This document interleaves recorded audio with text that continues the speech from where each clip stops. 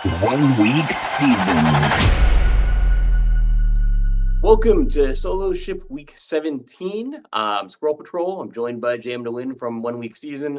JM, so this is our last show of the season. We're skipping Week 18. I'm flying out to London in just a few hours here.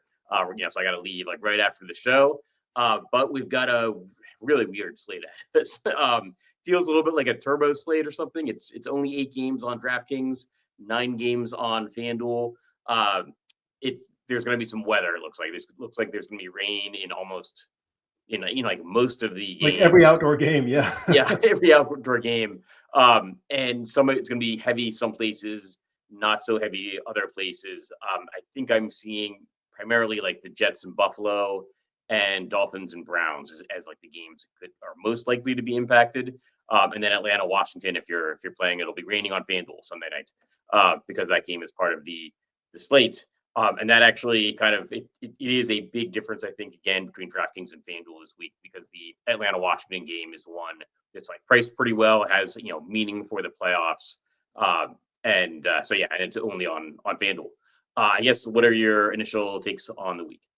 Yeah, I mean, since I don't play FanDuel, I hadn't thought much about that, but that is a significant difference because Washington should be able to move the ball against Atlanta. Atlanta is desperate for a win. They should be able to respond and move the ball against Washington. So that game definitely brings like another game into the mix on a week where like we're still waiting on some news and spots, but it looks like we're going to have 8 or 9 backup quarterbacks starting out of 16 total quarterbacks, right? And a lot of games where teams don't really have anything to play for. It doesn't mean that they're not still trying hard. The issue isn't so much Sunday as it is like prep leading up to Sunday, right? Like these dudes, like if you're strapping on the pads and you're going out there to play, you're still going to play your best. You're putting something on film. You're going to try to win. The question is like, how much effort are you putting in preparation throughout the week? How sharp is your entire team on Sunday where everything has to work together, in sync for offenses to do well, defenses to do well. So yeah, really interesting slate. I didn't even realize till Wednesday night, Christmas night, I was, kind of shut down throughout the week. And then like Wednesday night, kids are playing and it was like, all right, time to open up this slate, start getting a feel for it. And I was like, wait, 8 games? What am I missing? I thought there was 11 games. I didn't realize there was the Saturday games, I was like, okay, this is weird. And it's almost feels like a Thanksgiving slate because there's so little to love on this slate. Yeah, they spread out the games throughout the week. I think, it's like 9 days in out of 12 where we've got NFL games, which I don't like the Wednesday. I mean, like the Christmas games, the Friday game. Is there a game tonight? No. And we're talking about, you got to play on Wednesday as the Chiefs and Texans and Steelers and Ravens. They had to really finagle that by having the Saturday games the week before with those 4 teams. And it's basically a Thursday night game, which probably nice for them to get that extra rest after the game. But yeah, I mean, just kind of crazy the way the NFL pulled all this together. I mean, I'm not complaining. From a content side, 8 games is kind of nice. From a play side, it's not great. But yeah, we work with what we have, and there's certainly pathways to the tops of the leaderboards this week because there are every week. And it adds some additional complexity because it's a size of slate we don't normally have, and I do think we need to adjust our thinking a little bit for that. And we're going to get some players popping up due to injury. As we always do. And there's going to be less, there's always less alternatives, right? There's fewer games, fewer players. There's less places we can pivot. I think that makes the good plays really good plays. We do have a weird mix of games. We have a couple of games that I think are potentially going to be competitive, 2 good teams playing each other. And we have a handful of games, just 2 bad teams playing each other. I think we have 3 or 4 games, depending on whether you're playing on DraftKings or FanDuel, that have a total of 46 points or higher. And every other game is in the 40-point or lower total mark, including some games like we've got Tennessee and Jacksonville, the Raiders and the Saints, where it's a point total around 40. Both teams are implied to score about 20 points. And I think that's actually more of a wide range of outcomes, really, than I'm not so convinced those games are going to be very low scoring, just because the offenses aren't necessarily that great. But Jacksonville defense hasn't been that great either. I wouldn't be shocked if I'm playing some Mason Rudolph this Sunday, although I'll have limited opportunities to play in London now. But I don't know. I guess we can start at the Tennessee and Jacksonville game. Maybe not the first place people will start on the slate, although I think Brian Thomas and Calvin Ridley are going to be popular. Thoughts on that game and the fact that it might have two of the more popular wide receivers? Yeah. First off, just a pro tip: you reserve all your entries before you fly out, and you'll be able to do whatever you want in London. But yeah, that's you mentioned some of these lower total games. Like it's hard to see New Orleans and Las Vegas turning into a higher scoring game because Spencer Rattler has been so ineffective, and the Raiders like to slow games down if they can. But a game like Tennessee and Jacksonville, like both of these offenses are capable of scoring points, and we've talked about this before. But Mac Jones, like, he's clearly an NFL backup. He's not an NFL starter, but he's capable of putting together streaks of good play, right? His rookie year, he won Rookie of the Year. He went to the playoffs. He went to the Pro Bowl. He's certainly capable of producing good games. So, yeah, I think that game is interesting. I think, when you look at what are the chances of Mason Rudolph or Mac Jones going for like 25 points, I don't think they're high, right? And you can pay just a little bit more for – looks like Anthony Richardson might not play, but you can pay a little bit more for Tua or Jordan Love or whatever, right? Where you might have a higher ceiling than those guys. But I do think that in terms of Brian Thomas Jr., floor and ceiling, one of the best options on the slate, and Calvin Ridley, just in terms of ceiling for the price and consistency with which he hits that ceiling. So like consistency is a funny word to use with him because when he misses, it's like 7 points or 5 points or 8 points. But in terms of like hit rate of 24 plus points, hit rate of like 4.5x or better his salary, he's one of the best players on the slate, right? Breece Hall is kind of in the same bucket where it's like, yeah, when they miss really bad.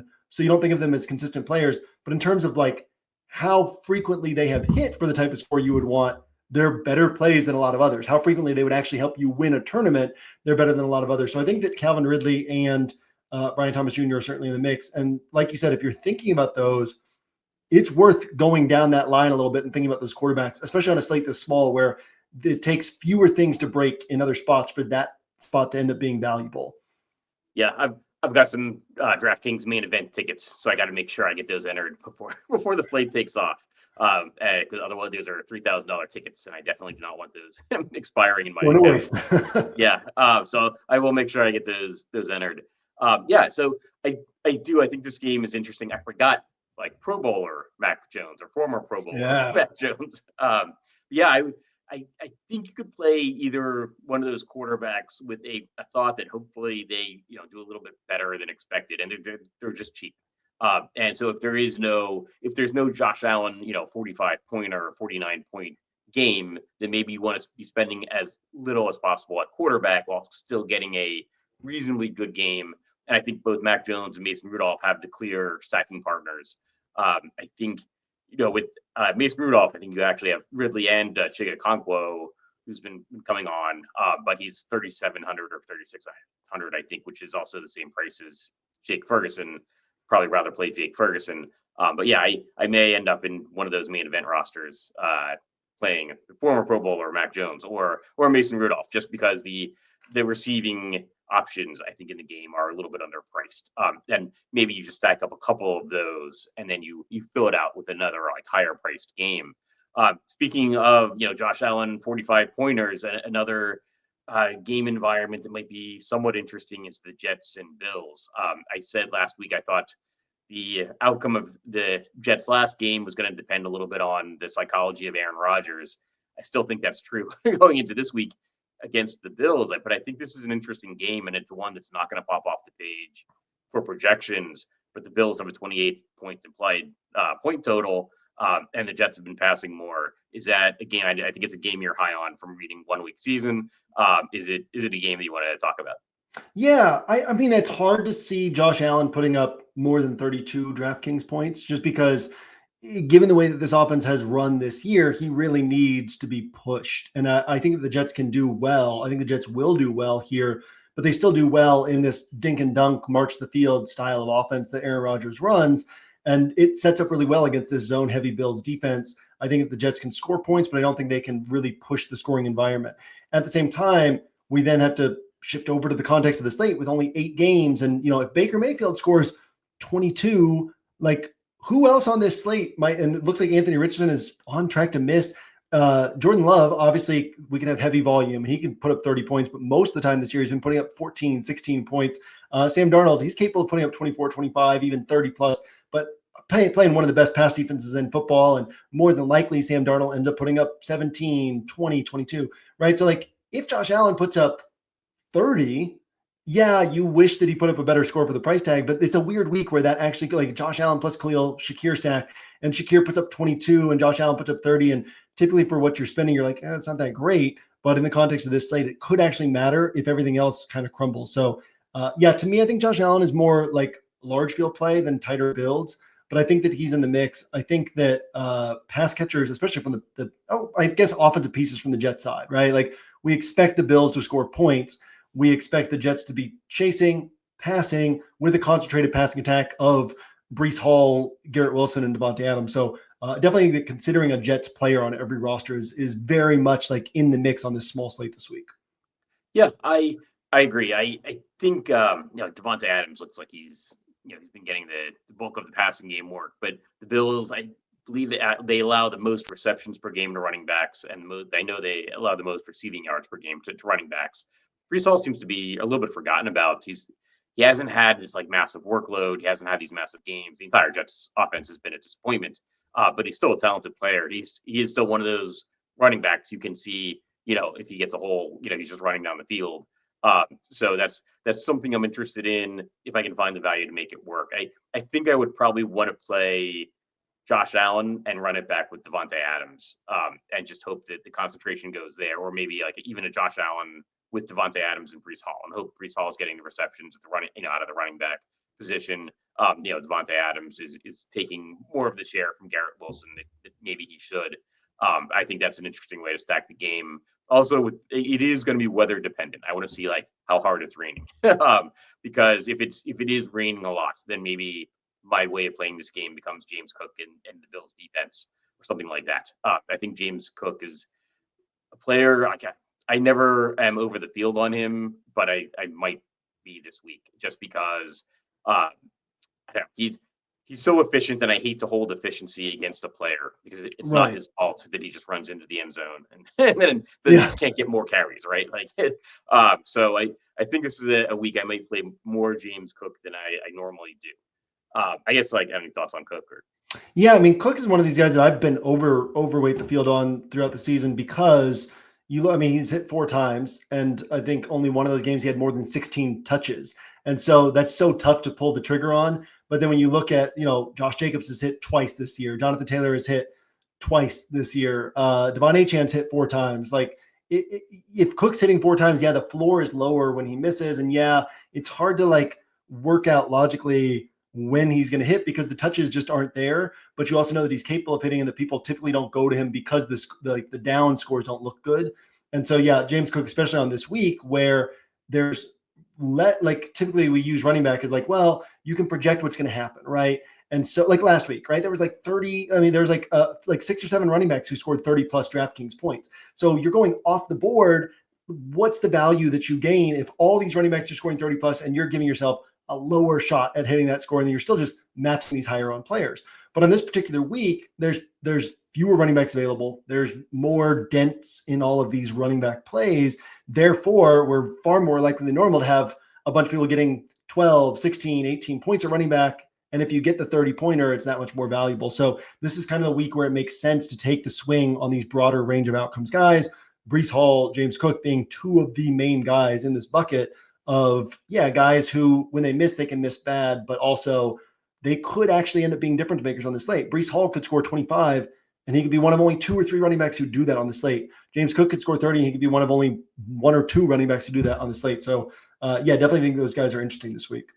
It gives me a chance to work in one of my favorite DFS content lines, which is that they don't take more money from you if you finish in last place, right? So you might as well swing for a player like that has tremendous upside at low ownership. I think James Cook and Breece Hall probably both going to fit that bill this week. No pun intended, but the Bills have the 20, the highest implied point total of the week. Why would you not consider playing, especially if you're playing multiple rosters? Consider playing the running back from that team that has explosive potential. You mentioned Anthony Richardson. It looks like we might get Joe Flacco instead. I'm actually kind of interested in this game, and it's one of the few games I think between like a reasonably decent team and a bad team. But I think the Colts might be a little bit overlooked because of the uncertainty at quarterback, right? People go through the entire content week without being able to talk about the quarterback. And actually, I think I'd be interested in Anthony Richardson or Joe Flacco, but maybe even more interested in Flacco. And I think you can run it back with Malik Neighbors and not have to worry about the entire rest of the Giants' offense. I do think the Colts defense might be a little bit overlooked as well, though. I think Drew Lock gave up like 6 sacks and 2 interceptions last week. But yeah, any thoughts on the Colts and Giants? Yeah, I don't think I can get there with Neighbors only because he tends to draw ownership, and I think his chances of hitting with Lock are lower than people are giving it credit for. But I like the idea of the Colts defense. Colts passing attack, if we have no Richardson, is so interesting to me because it becomes a question of how do they try to win this game? Do they try to pour it on against the Giants? I mean, I think it's hard to overstate how bad Drew Lock has been, how unlikely it is that the Giants will be competitive. So then it's like, okay, do the Colts say, yeah, Flacco's our backup, but we're going to pass the ball a bunch. We're going to throw it 38 times and just keep doing that deep into the game? Or do they say, all right, we've got this locked up. We need the win. We're trying to make the playoffs. Let's just kind of secure this win and play things out that way, not make mistakes, keep letting the Giants make mistakes and continue to control the game. So I'm probably a little bit less enthusiastic on Flacco than you, only because I'm concerned about the passing volume, but I can certainly see it playing out the other way to where the passing volume is there. I do think that Josh Downs is interesting regardless of who is under center because his hit rate with Anthony Richardson is higher than people, I think, give it credit for, even though his down games are really far down, but he's hit for 19, he's hit for 25 in 7 games with Richardson. And then obviously if Flacco's out there, you got a better passer, higher guaranteed volume for Josh Downs. So I think he's interesting either way. I guess for me, I've been kind of leaning on this idea of let me play good players at quarterback, right? So like Baker Mayfield, Jordan Love, Sam Darnold, even Tua, if the rain's not too bad in that game, and trying to avoid these super cheap guys. But also, like, it's this type of week, right, where Mason Rudolph, Mac Jones, Joe Flacco, all these guys are viable this week. Yeah, I mean, the Flacco interest would be price considered. I think he's below 5,000. I think he's 4,900. Yeah. So, and he has a clear stacking partner that he would go to in Josh Downs. I think he tends to lock in on Josh Downs more than like Anthony Richardson locks in on one wide receiver. And the Colts would presumably be passing more, I think, with Flacco than with Anthony Richardson. But I could see like Jonathan Taylor also having an excellent game. Basically, I could see anybody on the Colts having a very good game against the Giants. Drew Lock had 3 sacks and 2 interceptions last week. I think I might have said more sacks than that. It was Dorian Thompson-Robinson that had 5 sacks and 2 interceptions, which also makes the Miami defense this week someplace I'd be interested in going to. You mentioned Baker Mayfield. I think that's actually a game we should touch on. I think that might be my favorite game environment of the week. You've got Tampa Bay going up against Carolina. Tampa Bay allows second most passing yards per game. Bryce Young has looked good, and he had some, something with his legs as well. Had some rushing yards. Carolina allows the most rushing yards in the NFL. So you've got potentially Bucky Irving could play. You could then run it back like a Bryce Young stack. Both of these offenses have somewhat concentrated. I would definitely be interested in Bucky Irving and Mike Evans from the Tampa Bay side. I'd be interested in Chuba Hubbard, Bryce Young, and probably Adam Thielen from the Carolina side. It's got, I think, the highest point total of the week, and it's a competitive game. Yeah, 48-point total. Tampa Bay is tied with Buffalo for the highest implied point total, with Carolina then implied for 20 points. Is this a game you're interested in? And any thoughts on the players I mentioned? Yeah, absolutely. I mean, like you said, the Bucs tied with the Bills for highest implied team total, but obviously a much more concentrated offense. We know where the ball's going. I think it's highly likely that one of Jalen McMillan, Mike Evans, Bucky Irving puts up a score that is on tournament winning rosters this week. So I think that considering a Bucs player on every roster is very sharp. And, you also mentioned Panthers are 8-point underdogs here, but I feel like that's pretty aggressive, right? Because the Panthers, they beat the Saints, they beat the whoever it was, they won 2 games, bad teams, but then they played the Chiefs to a last-second loss. They played the Eagles to a last-second loss. They played the Bucs to an overtime loss, and then they beat the Cardinals, right? So only their game against the Cowboys in this 7-game stretch was lopsided, and the other 6 games were last-second losses or Panthers wins. And so I think that the Panthers are a much more competitive team than people are giving them credit for at this point. If the Bucs are scoring points, probably the Panthers are keeping pace in some way. So yeah, I think that this is a game where I think people kind of think the rushing attacks, but also the Panthers can keep this close enough that Baker could hit, Evans could hit, McMillan could hit. So yeah, very interesting game environment, and a game where I think it's justifiable to consider having a player from this game on all of your rosters this week. Yeah, I particularly just like the matchup between the offenses and defenses, which makes me think it could go high over the total. And I don't like bad totals or sides, very often in the NFL. But it's a game that I think if it does go over its total, it could go way over its total, which is really what we want for DFS. Yeah. Just because, the Tampa Bay has Bucky Irving. I believe Rashad White is still in the mix as well. Yeah. And Carolina just gives up by far the most rushing yards per game in the NFL. And then you've got a Tampa Bay offense or a Tampa Bay defense that allows second most passing yards with Bryce Young emerging. And Carolina really has nothing to do except just, maybe try to make Bryce Young look good again at the end of a season and see what they have there. So, yeah, I think it's a game that I'm definitely interested in. Actually, I'll pivot to a game I might not be so interested in, and I think I'm going to be to the field, but I'm willing to have my mind changed. But the NFC East matchup between Dallas and Philadelphia, you've obviously got some really good players in this game, although it looks like Jalen Hurts. I think Jalen Hurts and CeeDee Lamb both definitely out. And so, we're probably going to get Kenny Pickett.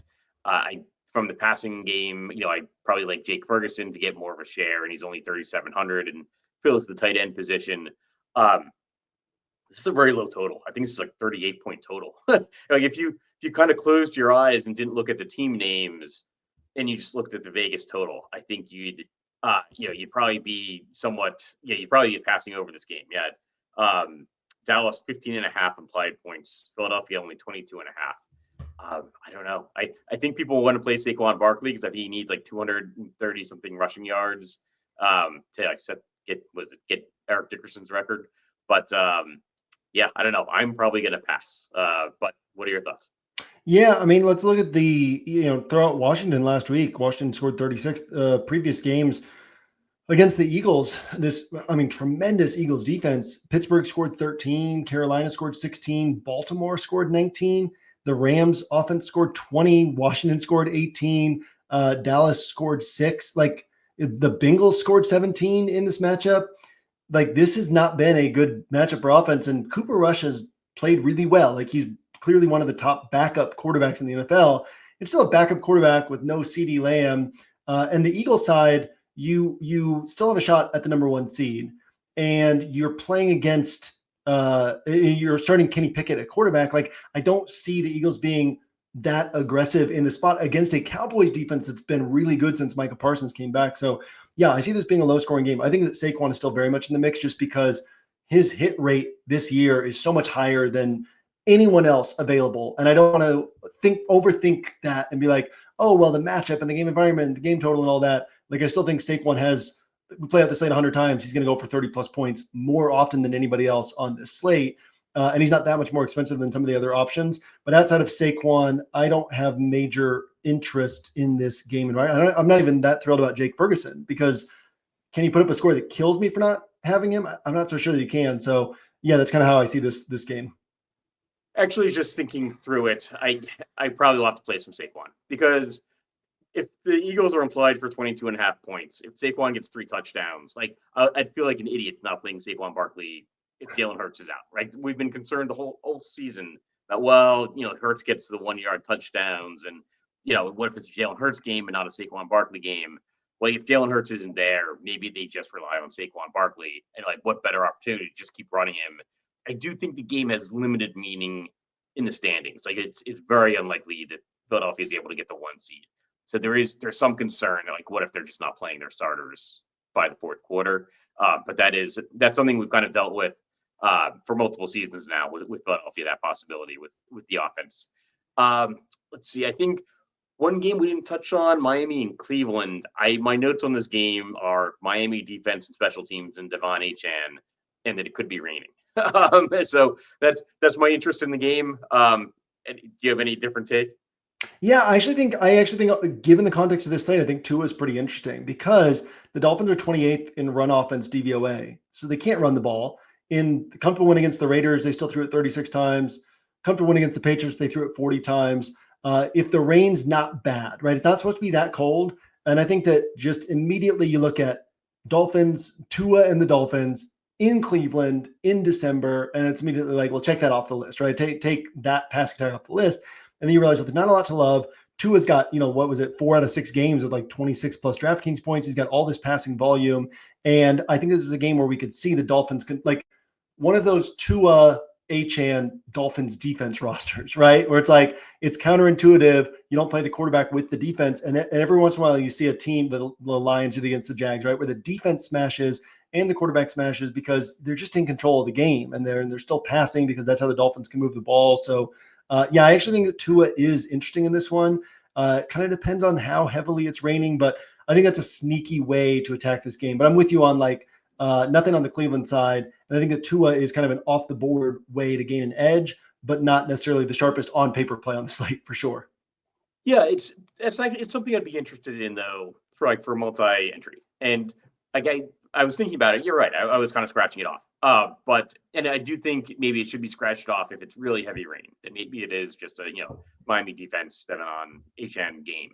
But if it's not raining that hard, Cleveland is middle of the pack in like passing yards allowed and passing touchdowns allowed.